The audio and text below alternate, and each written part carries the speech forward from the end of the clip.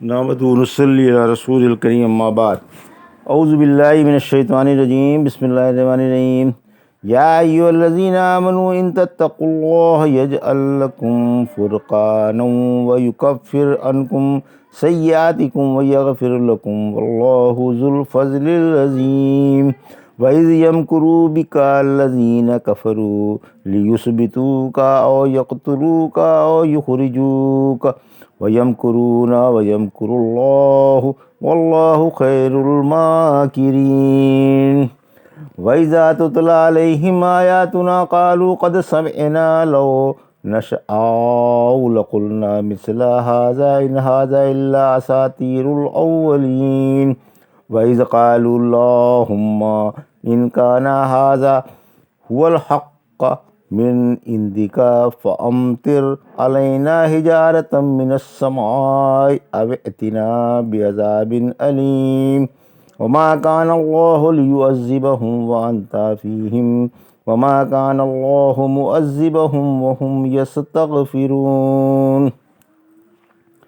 ابھی آپ نے سورہ انفال کی آیت 29 سے 33 کی تلاوت سماعت فرمائی۔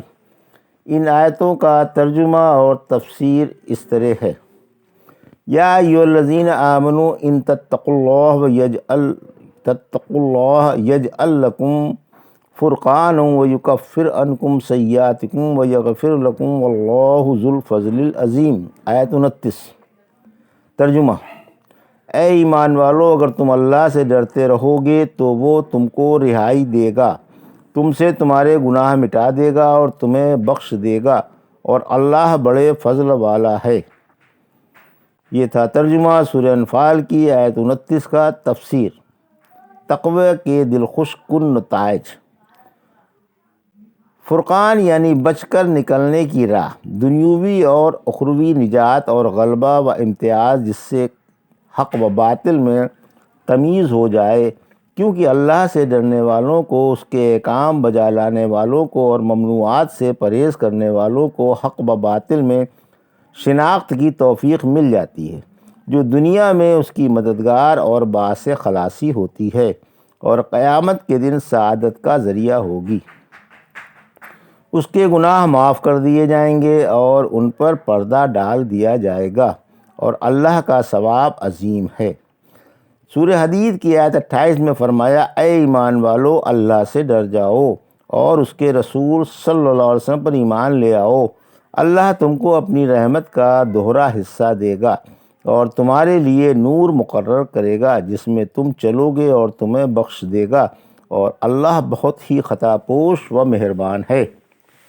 وَإِذْ يَمْكُرُوا بِكَ الَّذِينَ كَفَرُوا لِيُثْبِتُوكَ أَوْ يَقْتُلُوكَ أَوْ يُخْرِجُوكَ وَيَمْكُرُونَ وَيَمْكُرُ اللَّهُ وَاللَّهُ خَيْرُ الْمَاكِرِينَ۔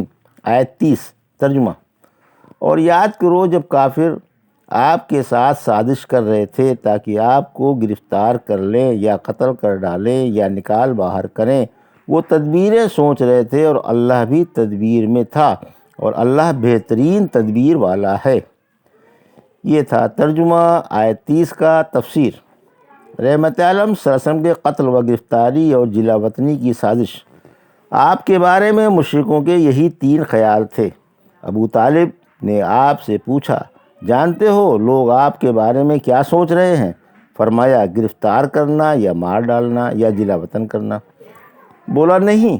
بولا: تمہیں کسی نے خبر کر دی؟ فرمایا: میرے رب نے۔ بولا: آپ کا رب بہت ہی اچھا ہے، اسی کی خیر خواہی میں مصروف رہو۔ فرمایا: میں اس کی خیر خواہی میں تو کیا لگا رہوں، وہی میری خیر خواہی میں لگا ہوا ہے۔ بعض روایتوں سے ثابت ہوتا ہے کہ اسی بارے میں یہ آیت اتری۔ سورہ انفال مدنی ہے اور ہجرت کا واقعہ ابو طالب کی وفات کے بعد ہوا۔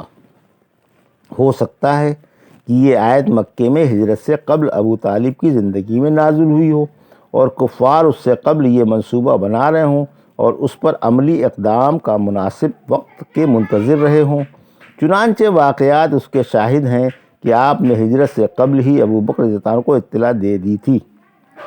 آپ مکے میں اللہ کے حکم کے انتظار میں تھے کہ قریش کے سرداروں نے جمع ہو کر آپ کے بارے میں ناپاک منصوبے باندھنے شروع کر دیے۔ اللہ نے جبرائیل علیہ السلام کے ذریعے آپ کو ان کے ناپاک منصوبوں کی اطلاع دے دی اور حکم فرما دیا کہ آج رات آپ اپنی خوابگاہ بدل لیں۔ آپ صلی اللہ علیہ وسلم نے علی رضی اللہ عنہ کو بلا کر فرمایا کہ آج میرے بستر پر سو جانا اور میری سبز چادر اوڑھ لینا۔ علی رضی اللہ عنہ آپ کے بستر پر سبز چادر اوڑھ کر لیٹ گئے۔ پھر آپ باہر تشریف لائے۔ قریشی نوجوان آپ کے گھر کا محاصرہ کیے ہوئے کھڑے تھے۔ آپ نے ایک مٹھی خاک لے کر ان کی طرف پھینک کر سورہ یاسین پڑھتے ہوئے نکل گئے اور یہ آنکھوں کو ملتے کے ملتے ہی رہ گئے۔ ابن عباس فرماتے ہیں ایک رات قریش نے مکے میں مشورہ کیا۔ کسی نے کہا آج صبح اسے گرفتار کر کے قید خانے میں بند کر دیا جائے، کسی نے کہا نہیں بلکہ قتل کر دیا جائے، اور کسی نے جلا وطن کرنے کا مشورہ دیا۔ اللہ نے اپنے رسول کو اطلاع فرما دی۔ اس روز آپ کے حکم سے آپ کے بستر پر علی رضی اللہ عنہ سوئے اور آپ گھر سے نکل گئے یہاں تک کہ غار سور پر پہنچ گئے۔ مشرک علی رضی اللہ تعالیٰ کو محمد صلی اللہ علیہ وسلم سمجھتے ہوئے رات بھر گھیرے رہے۔ صبح کو جب حملہ کرنا چاہا تو بجائے آپ کے علی رضی اللہ کو دیکھا، بھونچکا رہ گئے۔ پوچھا محمد صلی اللہ علیہ وسلم کہاں ہیں؟ بولے مجھے کیا معلوم۔ پھر یہ لوگ آپ کے قدموں کے نشانات کا کھوج لگاتے ہوئے اس پہاڑ پر جا پہنچے جس کے غار میں آپ چھپے ہوئے تھے، لیکن پہاڑ پر جا کر کچھ پتہ نہ چل سکا۔ پھر غار شور سے بھی گزرے جس کے اندر اللہ کے رسول صلی اللہ علیہ وسلم تھے، دیکھا مکڑی نے جالا تن رکھا ہے۔ بولے اگر اس غار میں ہوتا تو مکڑی کا جالا تنا ہوا نہ ہوتا۔ آپ اس غار میں 3 دن ٹھہرے۔ پھر فرمایا انہوں نے قتل کی تدبیریں کی تھیں، ہم نے آپ صلی اللہ علیہ وسلم کی خلاصی کی تدبیر کی اور آپ کو ان سے صاف بچا لیا۔ وَإِذَا تُتْلَىٰ عَلَيْهِمْ آيَاتُنَا قَالُوا قَدْ سَمِعْنَا لَوْ نَشَاءُ لَقُلْنَا مِثْلَ هَٰذَا إِنْ هَٰذَا إِلَّا أَسَاطِيرُ الْأَوَّلِينَ آیت 31۔ وَإِذْ قَالُوا اللَّهُمَّ إِنْ كَانَ هَٰذَا هُوَ الْحَقُّ مِنْ عِندِكَ فَأَمْطِرْ عَلَيْنَا حِجَارَةً مِنَ السَّمَاءِ أَوْ ائْتِنَا بِعَذَابٍ أَلِيمٍ آیت 32۔ وَمَا كَانَ اللَّهُ لِيُعَذِّبَهُمْ وَأَنْتَ فِيهِمْ وَمَا كَانَ اللَّهُ مُعَذِّبَهُمْ وَهُمْ يَسْتَغْفِرُونَ آیت 33۔ ترجمہ: اور جب ان کے سامنے ہماری آیتیں پڑھی جاتی ہیں تو کہتے ہیں ہم نے سن لیں، اگر ہم بھی چاہیں تو ایسا کلام پیش کر دیں، یہ تو محض پہلوں کی کہانیاں ہیں۔ اور جب انہوں نے کہا اے اللہ اگر یہ دین تیری طرف سے سچا ہو تو ہم پر آسمان سے پتھر برسا یا ہمارے پاس کوئی اور دردناک عذاب لے آ، اور اللہ ان پر عذاب بھیجنے والا نہیں جب تک آپ ان میں موجود ہیں، اور نہ اللہ حالت استغفار میں عذاب بھیجنے والا ہے۔ یہ تھا ترجمہ آیت 31، 32 اور 33 کا تفسیر۔ آیت 31، قریش کے کبر و غرور کا بیان۔ قریش کے کبر و غرور کا بیان ہے۔ قرآن سن کر کہتے ہیں کہ اس میں رکھا ہی کیا ہے، ایسا کلام تو ہم بھی بنا کر لا سکتے ہیں۔ یہ تو صرف ان کی بکواس تھی، قرآن جیسی ایک آیت بھی نہیں بنا سکتے تھے اور اپنے معجزے سے اچھی طرح واقف تھے۔ ان سے بار بار یہی مطالبہ کیا جاتا تھا کہ اس جیسی ایک صورت بنا لاؤ، مگر صورت ایک آیت بھی بنا کر نہیں لا سکتے تھے۔ دراصل یہ بکواس جاہلوں کو خوش کرنے کے لیے کیا کرتے تھے۔ نظر کی بکواس۔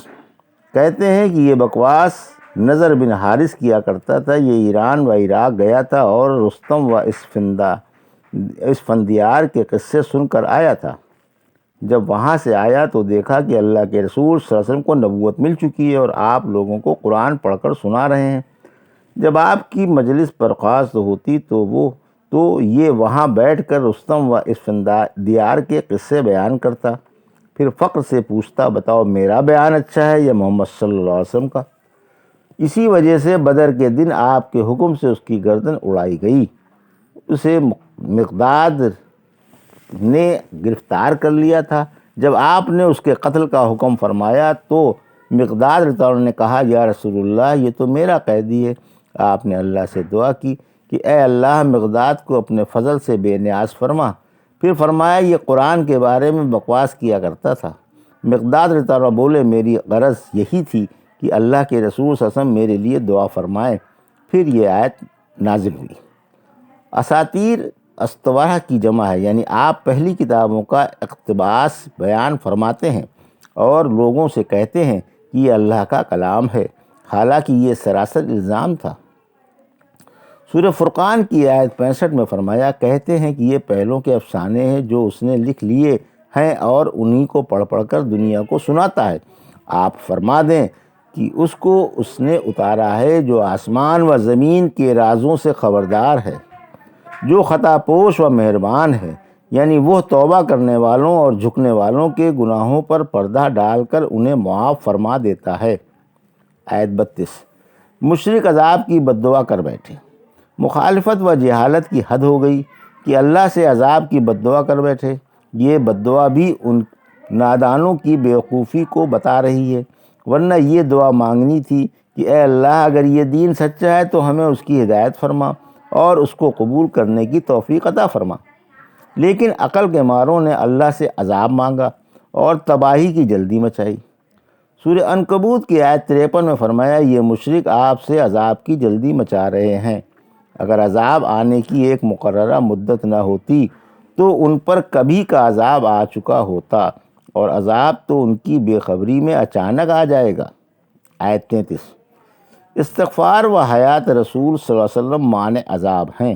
ابن عباس فرماتے ہیں، مشرک بیت اللہ کا طواف کرتے وقت یہ لبیک پکارتے جاتے تھے کہ لبیک اللہم لبیک لبیک لا شریک لک۔ آپ فرماتے بس بس آگے نہ بڑھو، لیکن وہ یہ اور کہتے، الا شریک ہوا لکا تملکہ وما ملکہ۔ اے اللہ، تیرا کوئی شریک نہیں بغیر اس شریک کے جس کی جان و مال کا تو ہی مالک ہے۔ اور کہتے جاتے تھے غفرانکا غفرانکا، اے اللہ ہمیں بخش دے اور ہمیں معاف فرما دے۔ پھر یہ آیت اتری۔ ابن عباس فرماتے ہیں، عذاب کے نہ آنے کی دو رکاوٹیں ہیں، اللہ کے رسول کی موجودگی اور استغفار۔ اب اللہ کے رسول صلی اللہ علیہ وسلم تو رخصت ہو گئے، بس استغفار رہ گیا ہے۔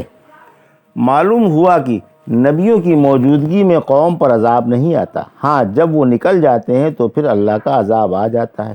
علاوہ ازیں ان میں سے کچھ لوگ نمازی بھی تھے جو مسلمان ہو چکے تھے، اور کچھ لوگوں کی قسمت میں ایمان تھا جو آگے چل کر نماز پڑھنے والے تھے، اس لیے بھی عذاب میں رکاوٹ تھی۔ ابن عباس فرماتے ہیں، اللہ نے اس امت میں دو چیزیں باعث امن بتائیں، جب تک یہ دو چیزیں موجود رہیں گی لوگ اللہ کے عذاب سے محفوظ رہیں گے۔